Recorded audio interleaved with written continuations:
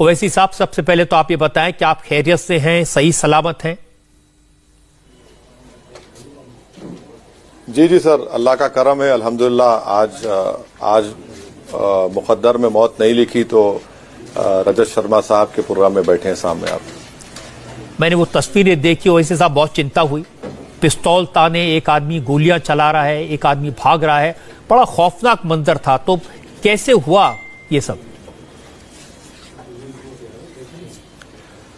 रजत साहब, हम लोग आज हमारा मीरठ में प्रोग्राम था, बड़ा कामयाब पैदल दौरा था, फिर किट्ठौर में था। हम किट्ठौर से प्रोग्राम करके जब वापस दिल्ली आ रहे थे तो इस टोल गेट पर जाहिर है गाड़ी स्लो हो जाती है। तो हम 4 गाड़ियों के काफिले में थे। एक गाड़ी में हाजी साहब सारिम थे, मेरी गाड़ी में यामीन, मैं और शौकत, और पीछे गाड़ी में हमारे एक्स मेयर हैदराबाद माजिद हुसैन और दूसरी गाड़ी थे। तो अचानक एक धमाके की लाउड साउंड आई।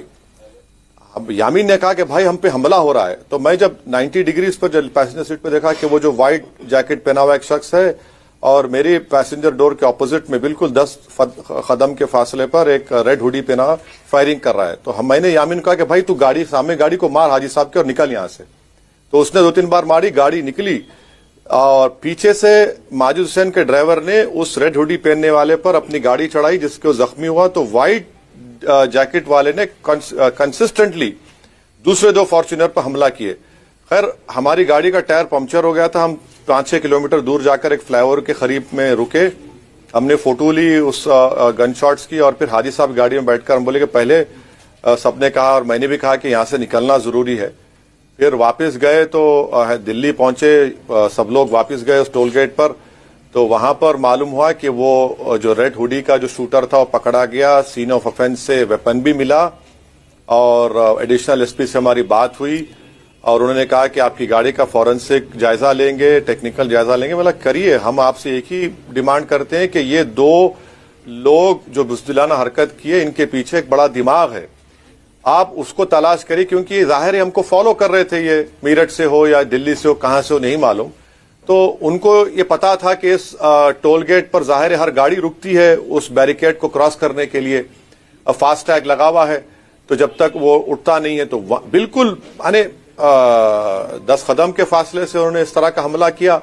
ये अल्लाह का करम है कि आज हमारी जान अल्लाह के करम से बच गई, वरना तो लोग पूरा एक बुरा इरादा लेकर आए थे। जी बिल्कुल, भगवान का बहुत बहुत शुक्र है कि आप सही सलामत हैं। क्योंकि वो सीसीटीवी में आप बात कह रहे हैं बिल्कुल सही कह रहे हैं। वो दिखाई दे रहा है सीसीटीवी में कि वो टोल प्लाजा पर गाड़ी धीरे होती है तो ऐसा लगता है वो इंतजार कर रहे थे गाड़ी के धीरे होने का, मौके का तलाश कर रहे थे और फिर वो गोलियां चलाते हुए दिखाई दे रहे हैं। बिल्कुल बिल्कुल बिल्कुल बिल्कुल ऐसा और बिल्कुल मैटर ऑफ सेकंड्स में बिल्कुल एक साथ तो हमारे यामीन का और हमारा प्रेजेंस ऑफ माइंड था कि वो हाजी साहब की गाड़ी को मारने वाले, उनकी गाड़ी का बम्पर भी डैमेज हो गया। तो हम निकले, टायर पंक्चर हुआ, आगे जाकर बोले चलो टायर को छोड़ो, गाड़ी भगाओ यहाँ से। तो पीछे से माजिद हुसैन के ड्राइवर ने काम किया। तो ये रजत जी, हम आपको बताना चाह रहे हैं कि ये 2 लोग नहीं है, ये एक नफरत की जो जहर का पैगाम घोला जा रहा है भारत देश के जिस्म में। हम तो उम्मीद करते हैं कि प्रधानमंत्री और यूपी का एडमिनिस्ट्रेशन इसकी पूरी जड़ तक जाएगा। आप रोकिए इन लोगों को निकालिए, इनके असली चेहरों को बेनकाब करिए, वरना याद रखिए रूल ऑफ लॉ खत्म हो जाएगा, फिर रूल बाय गन होगा। देश में खुदा ना खास्ता एनार्की ना पैदा हो जाए। फिर ये लोग तो वही लोग हैं जो संविधान से नफरत करते हैं। ये संविधान से इस तरह की नफरत करते हैं कि ये हमारी आवाज को दबाना चाहते हैं, खत्म करना चाहते हैं। तो अगर गोली से अगर किसी की जान लेने की कोशिश कर रहे हैं तो ये तो क्या पैगाम जाएगा। और इलेक्शन कैंपेन के दौरान में ये बुज़दिल लोग हैं। मगर हम आपके जरिए से उन बुज़दिलों को कहना चाहेंगे कि हर एक को इस दुनिया से जाना है और अल्लाह जब तक हमको जिंदा रखेगा, मौत खुद मेरी हिफाजत करेगी। हम अपना काम करते रहेंगे, पूरे बेबाकी के साथ करेंगे, बल्कि और बेबाकी से करेंगे। बिल्कुल, और ये सरकार की जिम्मेदारी है कि पूरे देश की जनता की जान की हिफाजत करें। नहीं, आपकी बहुत लंबी उम्र और बहुत दुआएं आपके लिए हैं। अभी रिपोर्टर्स बता रहे हैं कि एक शूटर जो पकड़ा गया वो तो नोएडा का रहने वाला है और दूसरा लड़का पता चला है पुलिस को कि वो सहारनपुर का रहने वाला है। तो आपकी बात बिल्कुल सही है कि ये कोई 2 लड़कों का काम नहीं हो सकता, इसके पीछे बड़ी साजिश है।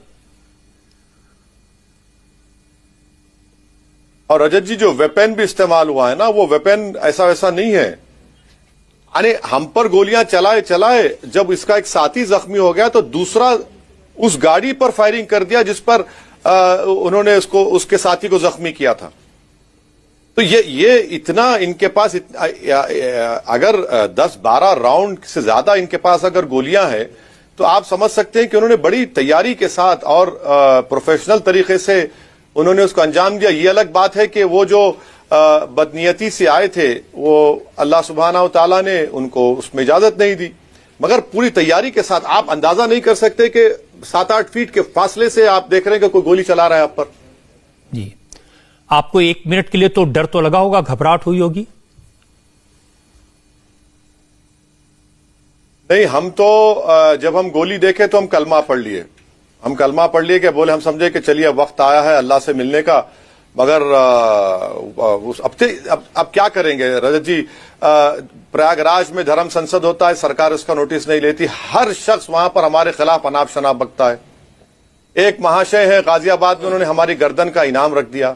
हमारे घर पर हमला होता है, लाइव टेलीकास्ट करते हैं, हमारे वालिद के जमाने का साथी राजू लाल 70 साल का, उसको पीटते हैं। अगर ये सब देखकर भी सरकार अगर होश के नाखून नहीं लेगी तो फिर कब लेंगे आप?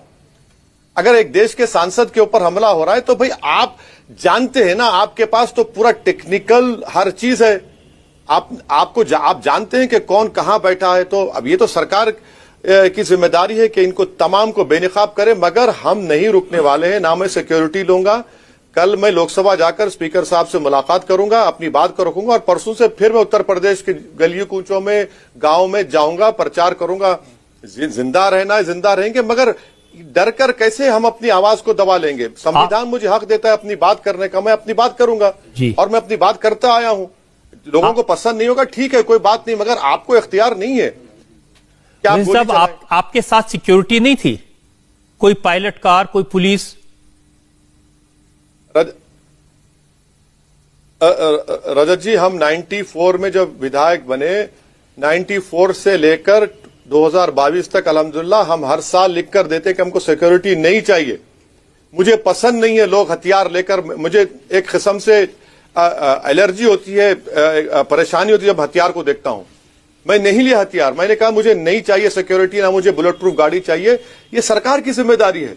सरकार जिम्मेदारी, हम क्यों टैक्स देते हैं? सरकार जान की हिफाजत करे। अगर एक सांसद की हिफाजत सरकार नहीं कर सकती तो फिर आम नागरिक की क्या हिफाजत करेगी? मैं नहीं लिया, मैं आज इंशाल्लाह मैं कल भी नहीं लूंगा। मुझे यकीन है कि जब मौत मेरी जान की हिफाजत करेगी तो जब वक्त आएगा जाएंगे, मगर मुझे पसंद नहीं है कि लोग मेरे सामने हथियार लेकर चले। मुझे बड़ा अजीब नजर आता है कि मेरा मानना यह कि सरकार की जिम्मेदारी है कि हर शख्स की, हाँ हमारे साथ 4 गाड़ियां थी, साथियां थे और अल्हम्दुलिल्लाह उनके प्रेजेंस ऑफ माइंड, हमारे प्रेजेंस ऑफ माइंड बोलिए, ये सबसे बड़ा करम तो ऊपर वाले का था। हाँ, ये सब ठीक हुआ। इंडिया टीवी हर वक्त हर जगह डाउनलोड करने के लिए सर्च करें India TV news Google play store या ऐप स्टोर।